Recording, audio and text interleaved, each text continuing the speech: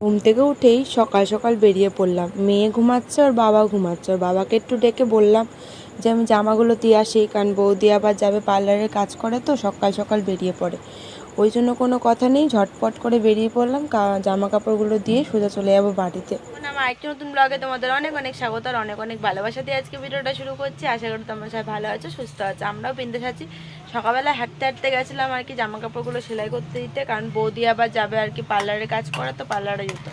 ওই জন্য সকাল সকাল গেছি। সেই 2-3 দিন ধরে যাবো করছে, যাওয়া হচ্ছে না। কিন্তু এখন পুজো সামনেই চলে এসছে, এখন যদি না দিই আমার আর পড়া হতো না। তো কালকে বড়মাসে আবার শাড়ি দিয়েছে, কিছু শেয়ার করিনি। দেখি আজকে ব্লগের মধ্যে খানিকটা তো ব্লগ ভিডিও দেবই, তোমাদের সাথে শেয়ার করব কিছু। আর আজকে দেখাবো মেয়ের জামা কাপড়টা, আজকে তোমাদের দেখিয়ে দেবো, ওই বেলা দেখাবো, ঠিক আছে? ওই বেলাটা মেয়ের জামা কাপড়টা দেখাই। মেয়ের 6-7টা মতন জামা হয়ে গেছে মেয়ের। আমারও চুড়িদার কুর্তি অনেকগুলো হয়েছে, আমার 3-4 মাস ধরে কুর্তি জমছে আমার অনেকগুলো। ওই ধরো বড়মাসে একটা একটা করে মায়ের সাথে দেয়, আমি রেখে দিই, পড়ি তো না, কোথাও যাওয়া হয় না, সেলাই করতে দেওয়াই হয় না। তো সব ধরে আজকে সেলাই করতে দিয়ে এসেছি। 4-5টা মনে হয় কুর্তি আছে, 2 পিস আছে, 3 পিস আছে, শাড়ি আছে, অনেক জামা কাপড় দিয়ে এসেছি। সেগুলো সব সেলাই করিয়ে নিয়ে আবার স্টোর করবো বলছি, যাই হোক রাখবো। চলো পরে আসছি। এখন মেয়েটাকে ম্যাগি খাওয়াবো। এই যে ম্যাগি করেছি মেয়ের জন্য। মেয়েকে ম্যাগি কিন্তু দিই না, অনেক দিন পরে দিচ্ছে আজকে ম্যাগি। সুজিটাই খাওয়াই, শরীরটা ভালো না, মুখে স্বাদ নেই, ওই জন্য ভাবলাম না একটু ম্যাগি করে দিই আজকে।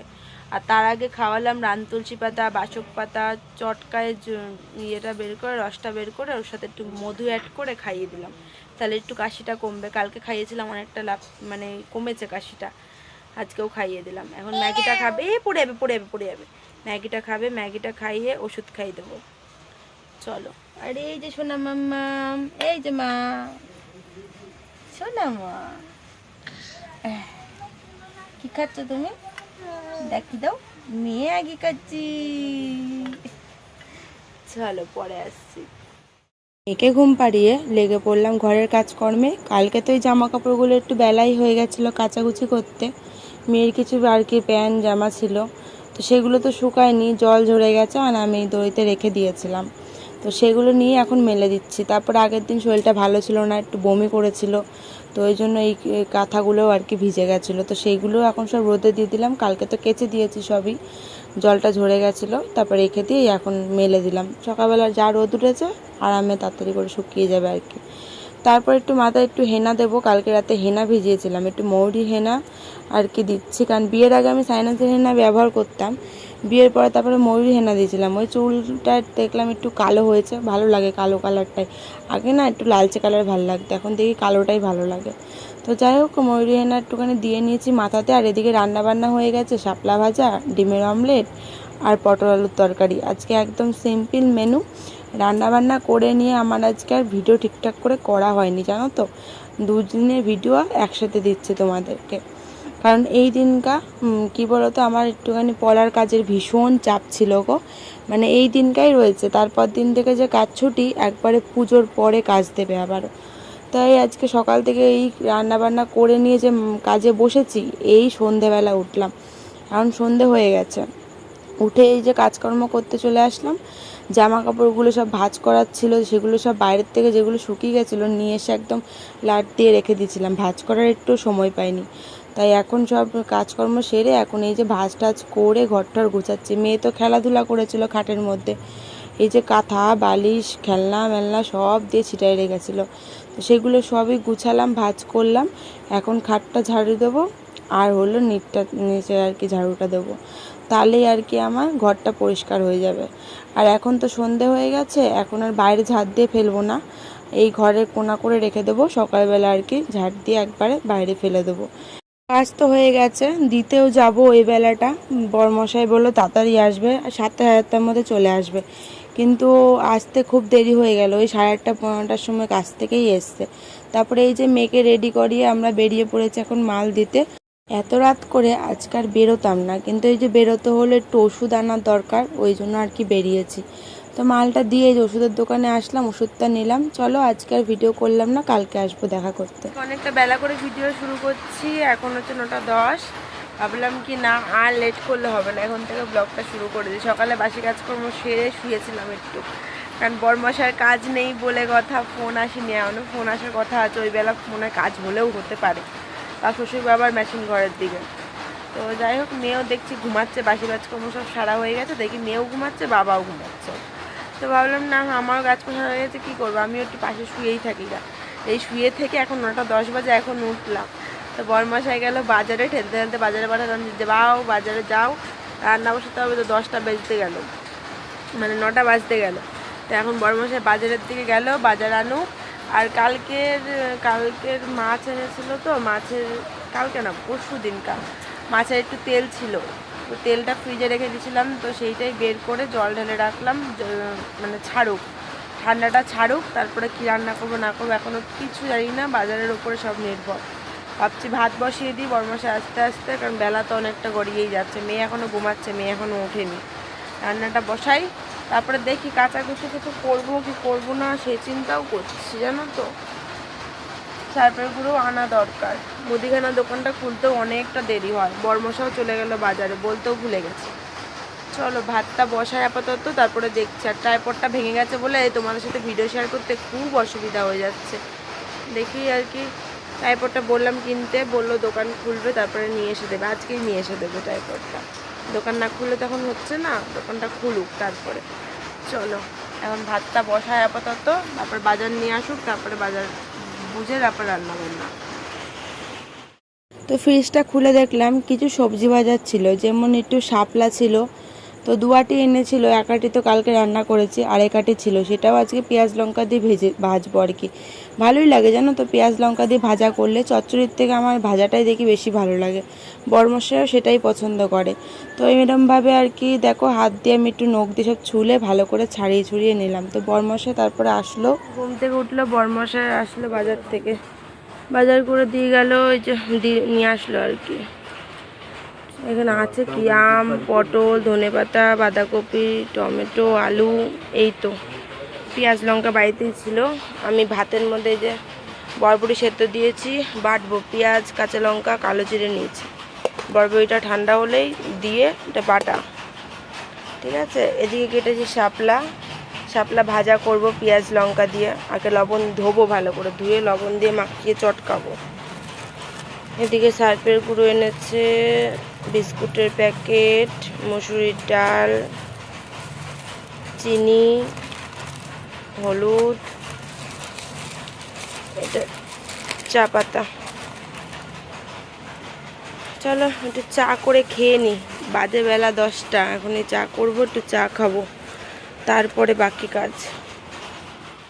ভাবলাম চাটা তো বসাবো, কিন্তু চা পাতা তো ঢালা লাগবে, তো ভাবলাম একবারে বিস্কুটটাও ঢেলে নিই, বিস্কুটও তো খেতে হবে তাই না বলো। তো দুধের হাঁড়ি বের করলাম, দুধ চা একটু বানাবো আর কি। তো বিস্কুটটা এই যে ঢেলে নিচ্ছি, আর ডাল, চিনি, তারপরে হলো চায়ের পাতা, তো হলুদ, এগুলো ছিল না জানো তো, এগুলো আমার মাথাতেই ছিল না। আমি শুধু বর্মশাকে বলেছিলাম মুসুরির ডাল একটু এনো আর কি, আর কিছুর কথা বলিনি। বাদ বাকি সব পরে মনে পড়লো যেগুলো তো নেই, তারপরে আবার ফোন করে বলে দিলাম যেইগুলো এগুলো নেই নিয়ে এসো। তাই আবার নিয়ে আসলো একবারে, কেন বলো তো কি, নাহলে এসে না আবারও যেতে হতো। আর আজকে বরমশাই বাড়িতেই আছে, কাজের এখনও ফোন আসেনি, ওই বেলা যদি কাজের ফোন আসে তাহলে কাজে যাবে, আর না হলে ফোন না আসলে আজকে আর কাজ নেই, বাড়িতেই থাকবে, ছুটি। তো মেয়ে তো খুব খুশি বাবাকে পেয়ে, ও তো বাবার সাথেই আজকে দৌড়াদৌড়ি খেলাধুলা, আর আমি তো এদিকে সংসারে কাজকর্ম করছি। তো দুজনে মিলে একটু চা খেয়ে নিয়েছিলাম, সেগুলো আর শেয়ার করে নিই। তারপরে রান্না বান্না ঝটপট করে সারলাম, কারণ অনেকটা বেলা হয়ে গেছে, ওই জন্য বললাম 9টা বেজে গেছে উঠতেই। তো তাড়াতাড়ি করে রান্না বান্না করে ফেললাম। এদিকে আর কি বাটাটা করেছিলাম, তো সেটাই আর কি নিয়ে নিচ্ছি। তারপরে শাপলা, এগুলো রান্না সবই আমার হয়ে গেছে আজকে। আর মাছের তেল ছিল, সেটা হলো পটল আলু কুচিয়ে তেল দিয়ে করেছি। তো ওইটার বরমশাই বললো এখন আর খাবো না, আমার এই বাটা, তারপর শাপলা ভাজা, টক ডাল, এই দিয়েই খাওয়া হয়ে যাবে, আর তেলটা দুপুরবেলা খাবো কোন। বললাম ঠিক আছে, কিন্তু আমি তো মাছের তেল খেতে ভীষণ ভালোবাসি, এরমভাবে ভাজার মধ্যে দিয়ে দিলে না আমি ওই দিয়েই একতলা ভাত খেয়ে নেবো, আমার আর কিচ্ছু লাগতো না, আমি এতটাই ভালোবাসি। আমার মেয়েও ওই মাছের তেল দিয়ে আর ভাজা দিয়ে খেয়ে নিয়েছে আর কি, ওরও আর কিছু লাগেনি। একটু টক ডাল দিয়ে দিয়েছিলাম, নাহলে বলো তো শুকনো শুকনো তো, একটু টক ডালটা দিলে একটু ভেজা ভেজা হয়। আজকে যেহেতু বরমশাই বাড়িতে রয়েছে আমার অনেকটা হেল্প হলো, কিন্তু হেল্প হলেও এই যে বরমশাই কিন্তু এখন নেই বাড়িতে, খাওয়া দাওয়া করে চলে গেছে। আমার ওদিকে বাসন টাসন ধোয়া হয়ে গেছে, শুধু স্নানটা হয়নি এখনও, আর কাচাকুচি করা বাকি রয়েছে। বড়মশাই কিছু কাজের জামা কাপড় কাচতে হবে, আর হলো আর কটা শার্ট মাট কাচবো, এই যে ঘরটা গুছিয়ে বেরোবে সেগুলো কাচবো আর কি। তো শোকেসটা গুছিয়ে নিচ্ছে, ঘরটা তো সব ঝাড়া হয়ে গেছে, পুজোর আগে আগেই ঝেড়ে নিয়েছি সব কিছুই, কিন্তু আমার শোকেসের মধ্যে না এত ট্যাপ ট্যাপ জায়গা হয়ে জিনিসপত্রে ভরপুর হয়ে গেছে যে আমি রাখার কোনো কিছু জায়গা পাচ্ছি না। এই যে পুজোতে যে নতুন জামা কাপড় হয়েছে, এগুলো যে কোথায় ঢোকাবো, কোথায় যে রাখবো, আমি সেটাই বুঝে পাই না। ওই জন্য ভাবছি সব বের করে এই ব্যাগপত্রগুলো আলাদা করবো। এখন ভাবছি কি ভালো করে খবরের কাগজ আরও পরিষ্কার করে পেতে ঝেড়ে ঝুড়ে তারপরে গুছিয়ে গুছিয়ে সব রাখবো। দেখো তো দলা পাকিয়ে পাকিয়ে রেখে রেখে মানে কী অবস্থা, মানে চারিদিকে মানে সব কোনা কাঞ্চিতে সব ঢুকিয়ে ঢুকিয়ে রেখেছি। আমারই এই অবস্থা, কি বলো তো। শোকেসটা একটু চাপা দেখতে লাগে, কিন্তু শোকেসটা অনেকটাই বড়, কিন্তু ভেতরের জায়গাটা না অনেকটা চাপা। এটা কিন্তু আমার বাপের বাড়ির থেকেই দিয়েছে, আমার দিদা দিয়েছে খুব ভালোবেসে এই শোকেসটা। আর হলো ড্রেসিং টেবিলটা আমার শ্বশুর বাড়ির থেকে দিয়েছে। আর হলো খাটটা তো আমার মামা দিয়েছে। তোমরা তো জানোই, যারা আমরা পুরনো আর কি যারা আছো, আমার রেগুলারে ভিডিও দেখো, তারা তো জানোই বলো, কারণ আমার এই চ্যানেলে কিন্তু বিয়ের ভিডিওটাও রয়েছে। তো যাই হোক, এই যেমন খবরের কাগজগুলো ঝেড়ে ঝুড়ে পরিষ্কার করে এখন সব জামা কাপড়গুলো গুছিয়ে গুছিয়ে রাখবো। আমার মেয়ে তো দুষ্টুমি করছে, আর বড়মশাই বেরিয়েছে একটু গাড়ি ঠিক করতে। গেছিলো ঠিকই, 3 দোকান ঘুরেও পায়নি, বললো কালকে যেই পাঁচটা আর কি নষ্ট হয়েছে গাড়ির, সেই পাঁচটা কালকে আনবে। তো ওই জন্য ঘুরে টুরে আবার চলে এসেছে আর কি, অনেকক্ষণ পরে এসেছে। আমার ঘর অর্ধেকের বেশি গুছানোই হয়ে গেছিলো, তারপরে এসে তারপরে হাতে হাতে আবার কিছুটা কাজও এগিয়ে দিয়েছে। আর দেখো আমার ঘর গোছানো কিন্তু কমপ্লিট। ওদিকে আমার মেয়েকে ঘুম পাড়িয়ে দিয়েছি, এখন আমি স্নান কাচাকুচি করতে যাবো, তার আগে ভাবলাম একটু গুছিয়েছি সেগুলো শেয়ার করে নিই। এই যে দেখো এদিকে একটা ব্যাগ রয়েছে, এই প্যাকেটটা না মার বাড়িতে দিয়ে আসবো, মার কিছু জামা কাপড় রয়েছে আর কি। আর ওই দিকে যে জামা কাপড়ের পোটলাগুলো দেখলে সেইগুলো আর কি রেখে দিয়েছে, ওটা আর কি মেয়ের জামা কাপড়, তোমাদের সাথে শেয়ার করবো বলে আর ঢুকাইনি, শেয়ার করে তারপর গোছাবো। আর এদিকে দেখো আমার বিয়ের শাড়ি রেখেছি, ওপরে 3 থাকে করে ব্লাউজ রেখেছি, আগের বছরের যে শাড়িটা দিয়েছিল সেই শাড়িটাও কোনা করে রেখেছি। আর নিচে শীতের জামা কাপড় আছে ব্যাগটার মধ্যে, আর কিছু নাইটি রেখেছি। আর এইদিকে দেখো আমি এই পাশটাতে রেখে সব 3 পিস 2 পিস ভালো ভালো কুর্তি লং চুড়িদার এগুলো, আর এই পাশটা রেখেছি ডেলি ইউজের লেগিংস আর হলো কুর্তি, সবই ডেলি ইউজের, আর মাঝখানে ওড়না রেখেছি। আর এই নিচের থাকে রেখেছি এক সাইডে সুতির শাড়ি, আর এক সাইডে এই এদিক ওদিক যাওয়ার জন্য আর কি শাড়ি। আর নিচে রেখেছি এই যে বিছানার চাদর, তারপরে বালিশের কভার, আর শীতের একটা আছে সোয়েটার, এই আর কি। এইভাবেই ঘরটাকে আর কি এই জায়গা গুছিয়ে নিলাম। আর নিচের ড্রয়ারগুলো শেয়ার করলাম না, একদম নিচের ড্রয়ারটাতে মেয়ের জামা কাপড় রয়েছে সেটাকেও গুছিয়েছি, আবার এই পাশেরটা বড়মশার জামা কাপড় আছে সেটাও গুছিয়েছি। পরে আর মাথায় ছিল না নিচেরগুলো দেখাবো, আমার জামা কাপড়গুলো দেখিয়ে আমার পরে আর দেখানো হয়নি। তারপরে এই যে দেখো বড়মশা এখন ঘরের পেছনটা পরিষ্কার করছে, বাড়িতে তো থাকতেই পারে না, কাজের চাপে থাকতেই পারে না, ছুটিই হয় না। আজকে যেহেতু ছুটি পেয়েছে, এই যে এখন দেখো ঘর গুছিয়ে নিচ্ছে, আমিও ওইদিকে ঘর গুছিয়ে নিলাম। আর বড়মশাই এই যে পাশের পুরো জঙ্গলটা পরিষ্কার করলো।